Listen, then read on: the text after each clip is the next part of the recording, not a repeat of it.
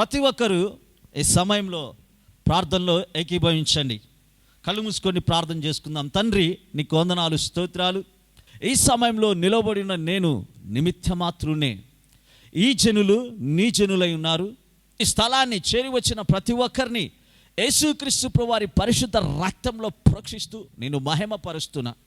ఏ మాటలైతే నా హృదయంలో ఉంచావో, ఏ మాటలు వినటానికి వీరిని మీరు తీసుకొచ్చారో, ఆ మాటలను తండ్రి మీరు వారితో పంచుకోబోతున్నందుకే నేను స్తుతిస్తున్నా. వినే చెవులు, గ్రహించే మనసు ఇక్కడున్న ప్రతి ఒక్కరూ కలిగుందురుగాక. ఆటంకపరచు శిఖరచిత్ర ప్రభావక క్రియలన్నిటినీ యేసు నామంలో పారదోలుతూ నేను స్తుతిస్తూ నజరేయుడైన యేసయ్య నామములోనే ప్రార్థించి ఈ మనవులను పొంది ఉన్నాము తండ్రి, ఆమెన్. 2 కొరింథీయులకు రాసిన పత్రిక 5వ అధ్యాయము 17వ వచనాన్ని చూద్దాం. అక్కడ రాయబడింది, కాగా ఎవడైనను క్రీస్తునందు ఉన్న ఎడల వాడు నూతన సృష్టి, పాతవి గతించెను, ఇదిగో క్రొత్తవాయెను. 18వ వచనం చూడండి. సమస్తమును దేవుని వలన ఉన్నాయి. ఆయన మనల్ని క్రీస్తు ద్వారా తనతో సమాధానపరుచుకొని సమాధానపరుచు పరిచర్యను మాకు అనుగ్రహించెను. అదేమనగా దేవుడు వారి అపరాధములను వారి మీద మోపక క్రీస్తునందు లోకమును తనతో సమాధానపరుచుకొనుచు ఆ సమాధాన వాక్యము మాకు అప్పగించెను. చాలా చక్కరాబడింది ఇక్కడ. ఎవరైనా క్రీస్తు యేసులో ఉంటే వారు నూతన సృష్టి అని రాయబడింది. అసలు నూతన సృష్టి అంటే ఏంటి? నూతన సృష్టి అంటే కొత్త జన్మ లేదా కొత్త సృష్టి. నూతన సంవత్సరాలు ఎన్నో వచ్చి పోతా ఉన్నాయి. 2013 వచ్చింది, వెళ్ళిపోయింది. 14 వచ్చింది, వెళ్ళిపోయింది. 15 వచ్చింది, కొద్ది రోజులు ఉంటే 15 కూడా వెళ్ళిపోతుంది. కానీ మనుషుడు మాత్రం మారటం లేదు. ఎందుకని? నేను క్రీస్తు వాడను అని చెప్పుకుంటున్నాడు. నేను యేసుక్రీస్తు ప్రభువాన్ని వెంబడించేవాడిని అని చెప్పుకుంటున్నాడు. నేను యేసుక్రీస్తు ప్రభువాన్ని ప్రకటించేవాడిని అని చెప్పుకుంటున్నాడు. నేను దేవుని కుమారునని చెప్పుకుంటున్నారు. నేను దేవుని కుమార్తెను అని చెప్పుకుంటున్నారు. కానీ ఆ దేవుడు ఏమై ఉన్నాడో, ఆ దేవుడు ఒక మనిషి పట్ల ఎలాంటి ప్రణాళిక కలిగి ఉన్నాడో, ఆ ప్రణాళిక ఏంటో అని మనుషుడు ఎందుకు తెలుసుకోలేకపోతున్నాడు? ఎవడైనను క్రీస్తునందు ఉన్న యెడల వాడు నూతన సృష్టి. అంటే నీ పాపము, నీ శాపము, నీ రోగము, నీ వ్యాధి, నీ బలహీనత అన్నీ కూడా తీసివేయబడ్డాయి. చూడండి, అక్కడ 19వ వచనంలో అంటున్నాడు, అదేమనగా దేవుడు వారి అపరాధములను వారి మీద మోపక. తర్వాత అంటున్నాడు చూడండి, క్రీస్తునందు లోకమును తనతో సమాధానపరుచుకొనుచు ఆ సమాధాన వాక్యము మాకు అప్పగించెను అని రాయబడింది. దేవుడు మన అపరాధాలని మన మీద మోపలేదు. చాలామందికి చాలాసార్లు డౌట్లు వస్తాయి. ఏంటి ఆ డౌట్ అంటే, ఒకవేళ మనకు రోగం వచ్చింది అనుకుందాం, వ్యాధి వచ్చింది అనుకుందాం, ఒక బలహీనత చేత పీడింపబడుతున్నాం అనుకుందాం, కుటుంబంలో సమాధానం లేదు, సంతోషం లేదు అనుకుందాం. అప్పుడు మన నోట్ల నుంచి వచ్చే మాటలు ఏంటంటే, నేను ఏదో పాపం చేశా, ఆ పాపం ద్వారా ఈ రోగం నన్ను అంటిపెట్టుకొని ఉంది అనేవాళ్ళు లేకపోలేదు. కొంతమంది అంటారు, నా తల్లిదండ్రులు ఏదో బలమైన పాపం చేశారు కాబట్టి వాళ్ళు చేసిన పాపము ఈ పిల్లల మీదకి వచ్చిందని అనేవాళ్ళు లేకపోలేదు. చూడండి, ఇక్కడ ఉన్న ప్రతి ఒక్కరు కూడా నాతో సహా మనం అందరం కూడా పాపం చేసిన వాళ్ళమే. మనం అందరము పాపములు చేసి మన అకౌంట్లో ఎన్ని పాపాలు వేసుకున్నామో ఎవరికీ తెలియదు. ఇలా పాపాలన్నీ ఒక్కొక్కరు ప్రతి ఒక్కరు పాపం చేసి ఆ పాపము ద్వారా వాళ్ళంతకు వాళ్ళు నష్టపోయిన వాళ్ళు ఉన్నారు. అలాంటి వారు మాట్లాడే మాటలే ఈ మాటలు. కానీ ప్రియమైన దేవుని బిడ్డ, లేఖన భాగంలో చూస్తే యేసుక్రీస్తు ప్రభువారు నీ అపరాధాలని, నా అపరాధాలని, నీ పాపములు, నా పాపములు, మన శాపాలన్నిటినీ కల్వరి శిలువలో ఆయన భరించి వాటిని కొట్టివేస్తే తిరిగి ఎక్కడి నుంచి వచ్చాయి ఇవి అంటే, నువ్వు పరిపూర్ణంగా యేసుక్రీస్తు ప్రభువారిని నమ్మలేదు కాబట్టి.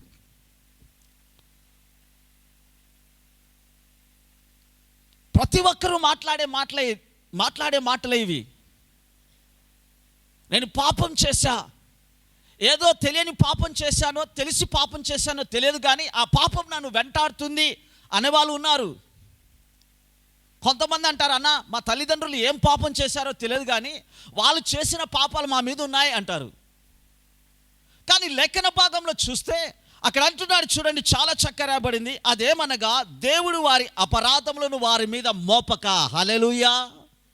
దేవుడు ఎవరి పాపమును వారి మీద మోపలేదు, ఎవరి అపరాధములు వారి మీద మోపలేదు. దేవుడు మనిషిని శిక్షించాల్సి ఉండగా మనుషుడు శిక్షింపబడాల్సిన స్థలంలో యేసుక్రీస్తు ప్రభువు వారు శిక్షింపబడితే నిన్ను శిక్షిస్తున్న ఈ రోగము, ఈ వ్యాధి, ఈ బలహీనత ఎక్కడి నుంచి వచ్చాయి? ఎందుకు వచ్చాయి? యేసుక్రీస్తు ప్రభువు వారు రక్తంలో కడగబడలేదా? యేసుక్రీస్తు ప్రభువు వారిని నీ రక్షకుడిగా నువ్వు అంగీకరించలేదా?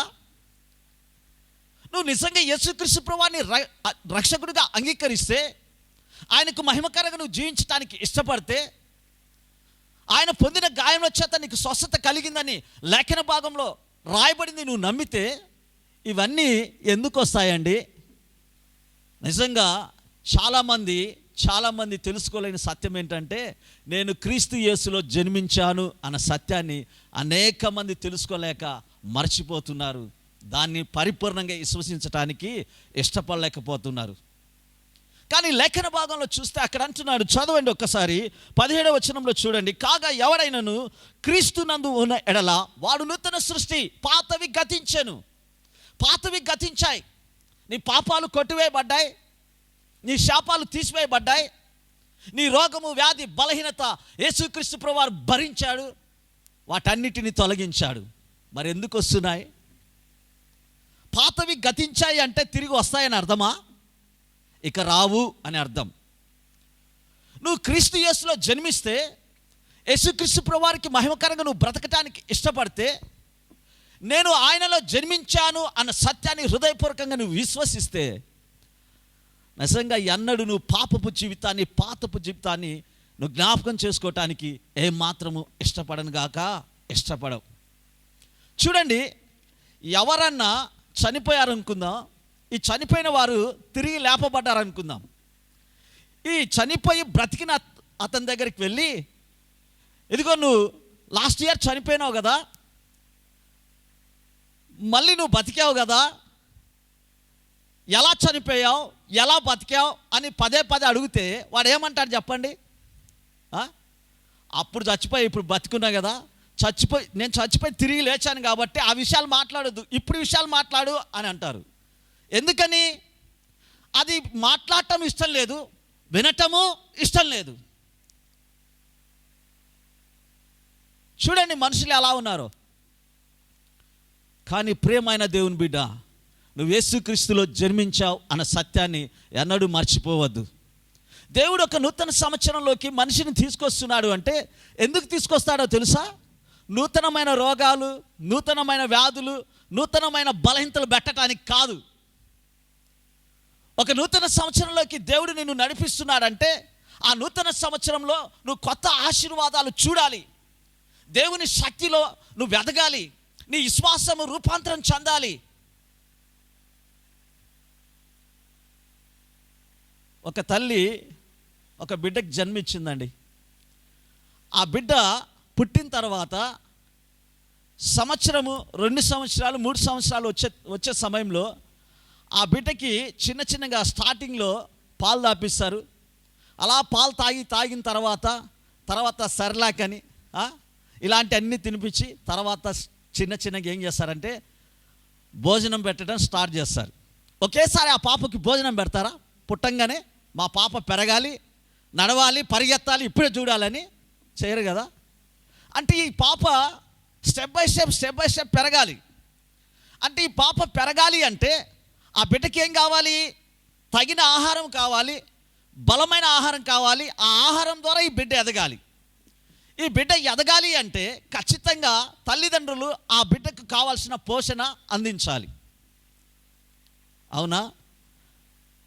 ఈ బిడ్డకు తగిన పోషణ అందించినప్పటికీ నడవలేదు అనుకుందాం, పండగ చేసుకుంటారా?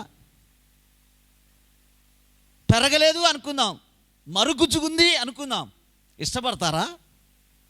ఏమండి, ఇష్టపడతారా? మా పాప ఇలానే ఉండాలి, పెరగకూడదు ప్రభు అని ప్రార్థన చేసే వాళ్ళు ఎవరైనా ఉన్నారా?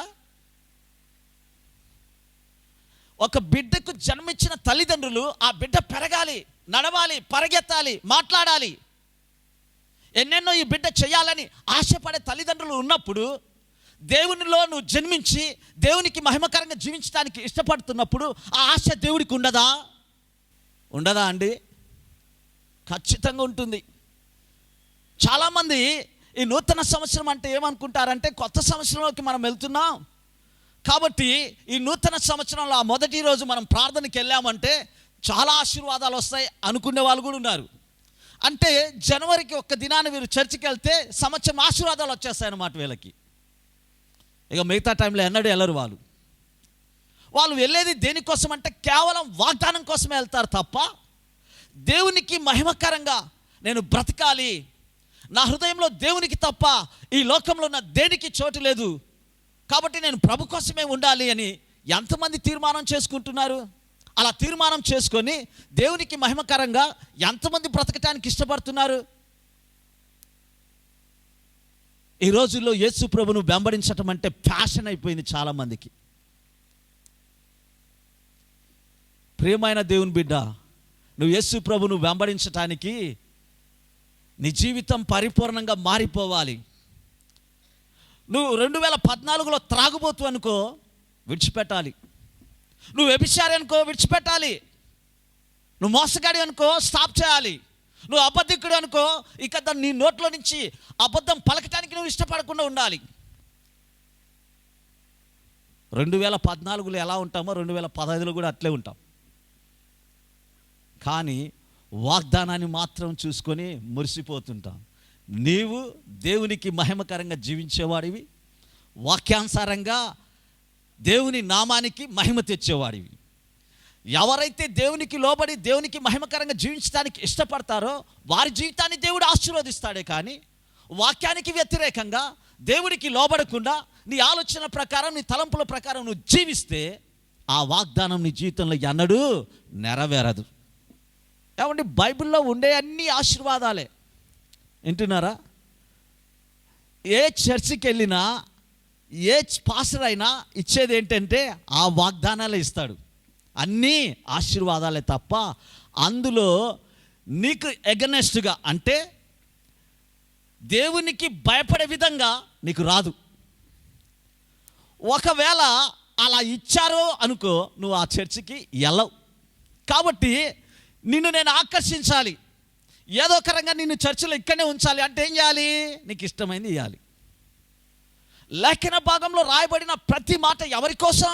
నీకోసం, నా కోసమే. ఈ మాటల ప్రకారం నువ్వు జీవించు. ఒకవేళ ఈ మాటలు వినలేదంటే నువ్వు శిక్షింపబడతావు. ఇవి హెచ్చరికలు కాదా? అవి వాగ్దానాలు కావా? అంటే వాగ్దానం అంటే ఒక ఆశీర్వాదమే. అదే మన జీవితాలను మార్చేది. మన జీవితాలను మార్చేది ఏంటో తెలుసా? దేవుడు నిన్ను హెచ్చరిస్తున్న సమయంలో దేవుని మాటలకు నువ్వు లోబడి దేవుని మాటల ప్రకారం జీవించడానికి నువ్వు ఇష్టపడ్డప్పుడు దేవుడు నిన్ను ఇష్టపడతాడే తప్ప, దేవుడు ఎన్నిసార్లు మాట్లాడుతున్నా, ఎన్నిసార్లు గద్దిస్తున్నా నీ బ్రతుకును మార్చుకోవటం లేదు అంటే నువ్వు తీసుకున్న వాగ్దానాన్ని బట్టి దేవుడు నిన్ను ఆశీర్వదిస్తాడా? ఆశీర్వదిస్తాడా? ఏమంటే ఆశీర్వదిస్తాడా? లేదు. కాబట్టి ఎవరైనా సరే వాళ్ళు తెలుసుకోవాల్సిన సత్యం ఏంటంటే, నేను యేసుక్రీస్తు ప్రభువారిలో జన్మించాను. యేసుక్రీస్తు ప్రభువారిలో జన్మించినోడు ఎలా ఉంటాడో వాడి క్వాలిటీస్ ఏంటో అవన్నీ కూడా పరిశుద్ధ గ్రంథంలో చాలా క్లియర్గా రాయబడ్డాయి. జస్ట్ ఒక క్వాలిటీ చూడండి. నేను మిమ్మల్ని నేను పరిశుద్ధులుగా ఉండుటకే పిలిచి తిని అన్నాడు. అంటే అర్థమైంది, అప్పుడప్పుడు నీకు అవసరం వచ్చినప్పుడు పాపం చేయి, తర్వాత ఆ పాపం పోగొట్టుకోవటానికి ఉపవాసం చేయి అని ఉందా బైబిల్లో? ఉందా? లేదు. నువ్వు ఎవరివైనా సరే ఎందుకు పిలవబడ్డావు? నువ్వు పరిశుద్ధుడిగా జీవించటం కోసం. అందుకే చూడండి, చాలా చక్కగా రాయబడింది. లేఖన భాగంలో చూస్తే ఏం రాయబడిందో చూడండి. మొదటి యోహాను పత్రిక 3వ అధ్యాయము 9వ వచనంలో చూద్దాం ప్రియులారా. వాక్యం ఏమి సెలవిస్తుందో చూడండి. మొదటి యోహాను పత్రిక 3వ అధ్యాయము 9వ వచనం.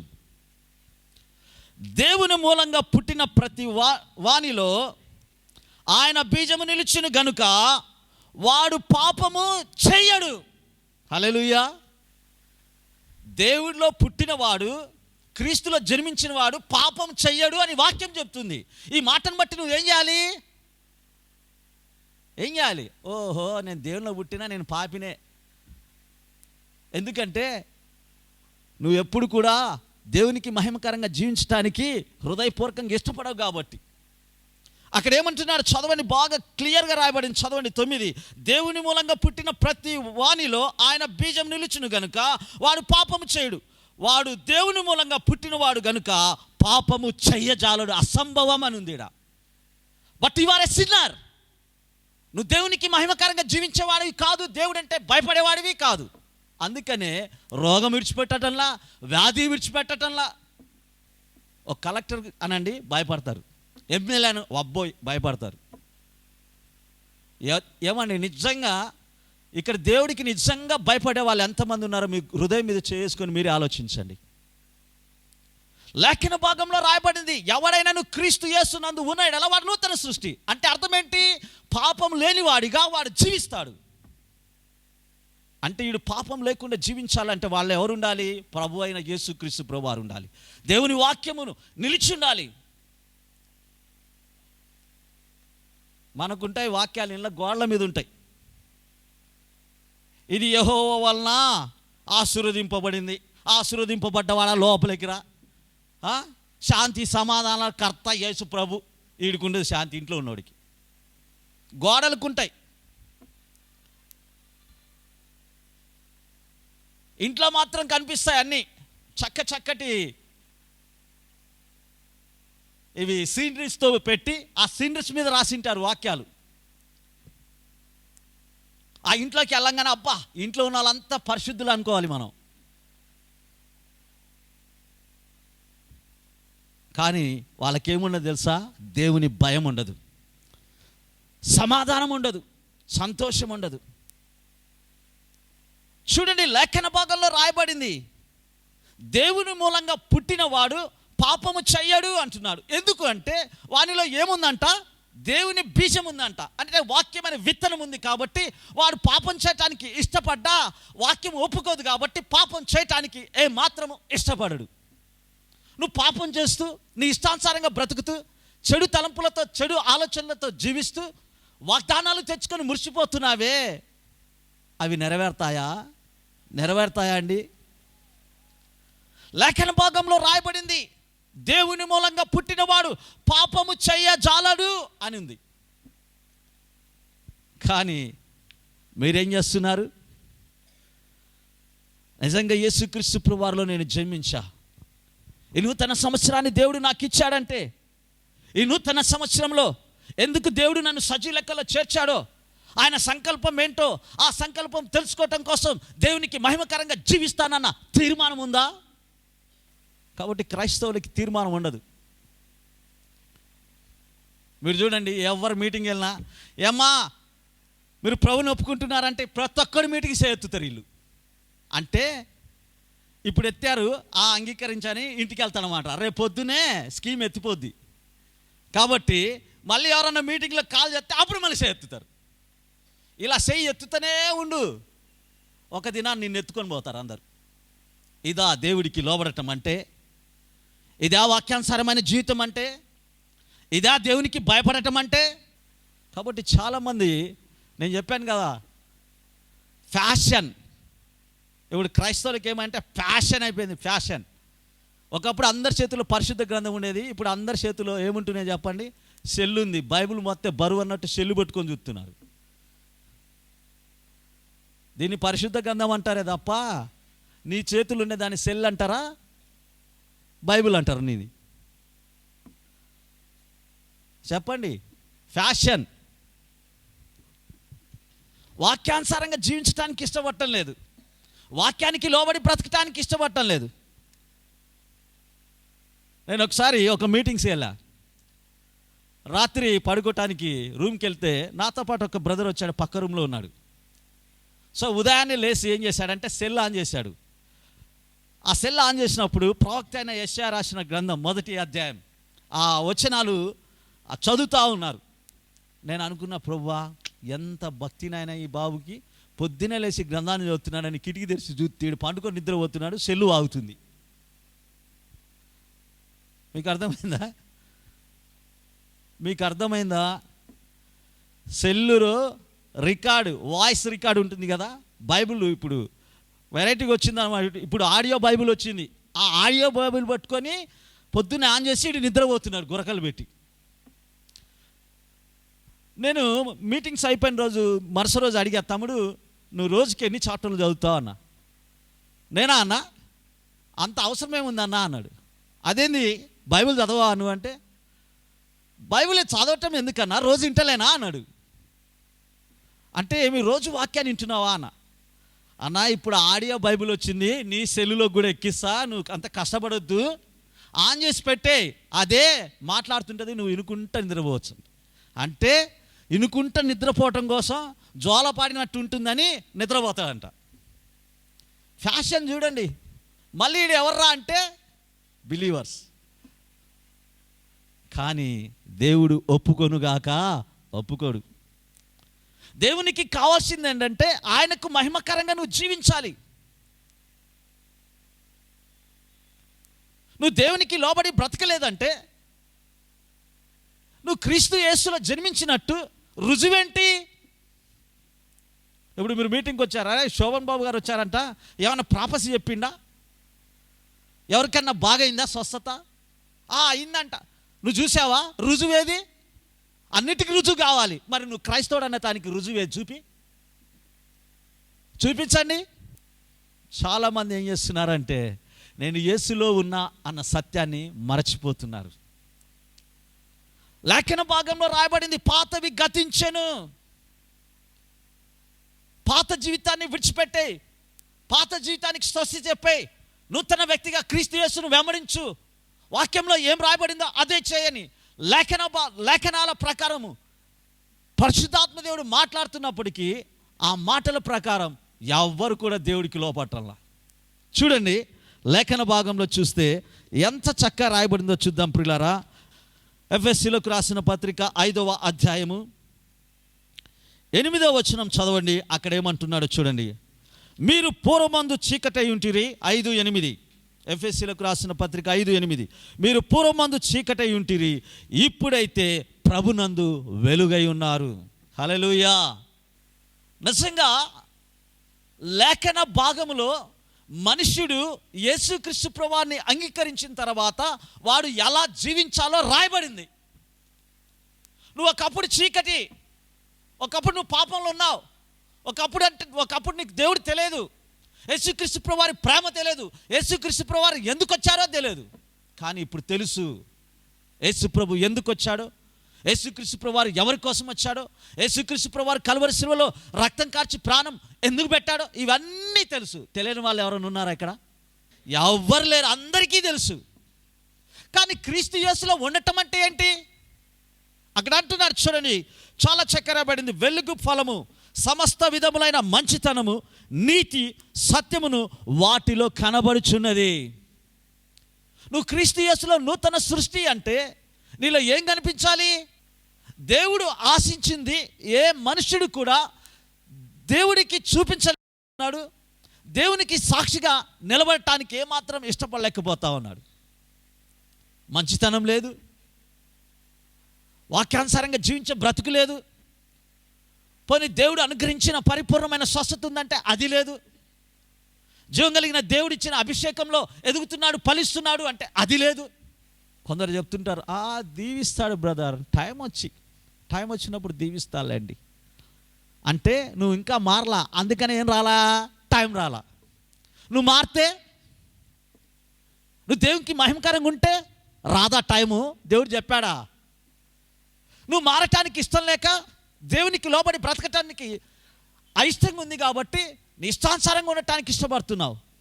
చూడండి, చాలామంది ఏం చేస్తారంటే, బ్రదర్ నీ బ్రతుకుని మార్చుకో, నీ హృదయం దేవునికి అంటే వాళ్ళు ఏం చెప్తారంటే, జనవరికి కొత్త సంవత్సరంలో అప్పుడు తీర్మానం చేసుకుంటా అండి అంటారు. అంటే ఈలోపు ఇడు పోతే, ఈలోపు వెళ్ళిపోయాడు అనుకోండి, ఏంటి పరిస్థితి అంటే జనవరి వరకు వెయిట్ చేస్తాడనమాట. ఎందుకంటే నూతన సంవత్సరం, కొత్త సంవత్సరంలో నేను కొత్త వ్యక్తిగా మారిపోవాలి. చూడండి, చాలామంది క్రైస్తవులు కూడా సెంటిమెంట్ ఉంటుంది జనవరి రోజు. కొత్త బట్టలు వేసుకోవాలి, ఇంట్లో ఎవరు కొట్లాడకూడదు. ఈరోజు కొట్లాడామనుకో సంవత్సరం అంతా కొట్లాడతాం, కాబట్టి కొట్లాడొద్దు. కొత్త బట్టలు వేసుకోవాలి, జేబులో డబ్బులు ఉండాలి. వింటున్నారా? అన్ని సెంటిమెంటలే, వాక్యానుసారంగా ఉండదు. మళ్ళీ ఎవడో నేర్పాడు, నేర్చుకున్నారు వీళ్ళు. వాక్యం చెప్పేది నేర్చుకోరు వీళ్ళు. లోపల బనీను కొత్తదే, పైన షర్టు కొత్తదే, ప్యాంటు కొత్తదే, అండర్వే అన్ని కొత్తదే, A to Z. బట్ హృదయం మాత్రం పాతదే. అది ఎప్పుడు ఉండేది అంతే, ఇంకా అది మారదు. అది పైన మాత్రం మారుతుంటాం మనం. క్రిస్మస్కి ఒక డ్రెస్ వేసి ఉంటాం, జనవరికి ఒక డ్రెస్ వేస్తాం. జనవరి రోజు కలర్ఫుల్గా కనిపిస్తాం, కానీ లోపల మాత్రం చీకటే, డార్కేది. ఈ జనవరి రోజు తీర్మానం చేసిన వాళ్ళంతా పర్ఫెక్ట్గా నిలబడతారా అంటే ఒక నెల రోజు నానా రకాలుగా ప్రయత్నం చేస్తారు. తాగుబోతే అయితే కాలు చేతులు కట్టేసుకుంటాడు. ఇక అబద్ధం ఆడాడైతే ఇంకా చచ్చిపోయేది మేలు బాబు అన్నట్టుంటారు. ఫిబ్రవరి వచ్చింది అనుకో, స్టార్ట్ మళ్ళీ. యేసు ప్రభువా క్షమించయ్యా, ఈ నెలంతా మమ్మల్ని మేము కట్టేసుకున్నాం, ఇంకా మా వల్ల కాదు అంటే నీకేమి ఇష్టం లేదు. నీతిమంతుడిగా పరిశుద్ధుడిగా నువ్వు బ్రతకటం నీకు ఇష్టం లేదు, కాబట్టి నీ జీవితాన్ని నీ చేతులారా పాడు చేసుకోవటానికి ఇష్టపడుతున్నావే తప్ప ఈ వాక్యానుసారంగా ఎందుకు నువ్వు జీవించవు? ప్రియమైన దేవుని బిడ్డ, లేఖన భాగంలో చూస్తే చూడండి, అక్కడ అంటున్నాడు, చాలా చక్కగా రాయబడింది, వెలుగు ఫలము సమస్త విధములైన మంచితనము, నీతి, సత్యము వాటిలో కనబడుతుంది. యేసుక్రీస్తు ప్రభువారిని అంగీకరించటం అంటే ఇష్టానుసారంగా జీవించటం కాదు. యేసుక్రీస్తు ప్రభువారిలో జన్మించటం అంటే నీ బ్రతుకు నువ్వు బ్రతకటం కాదు. యేసు ప్రభుకి మహిమకరంగా నువ్వు బ్రతికి తీరాలి. లేదు అంటే నీ జీవితానికి అర్థం ఉండదు. ప్రియ సహోదరుడు, ఆ సహోదరి, 2015 సంవత్సరంలోకి దేవుడు నిన్ను తీసుకొచ్చాడు అంటే నీ పట్ల దేవుడు ఏదో బలమైన ప్రణాళిక కలిగి ఉన్నాడు. ఆ బలమైన ప్రణాళిక నీ జీవితంలో నెరవేరాలి అంటే ఖచ్చితంగా నీ బ్రతుకు మారాలి, నీ బుద్ధి మారాలి, నీ అలవాట్లు మారాలి, నీ మనసు మారాలి. అలా మారలేదు అంటే దేవుడు అనుగ్రహించే ఈ నూతన సంవత్సరంలో ఏ ఆశీర్వాదం నువ్వు చూడనుగాక చూడలేవు.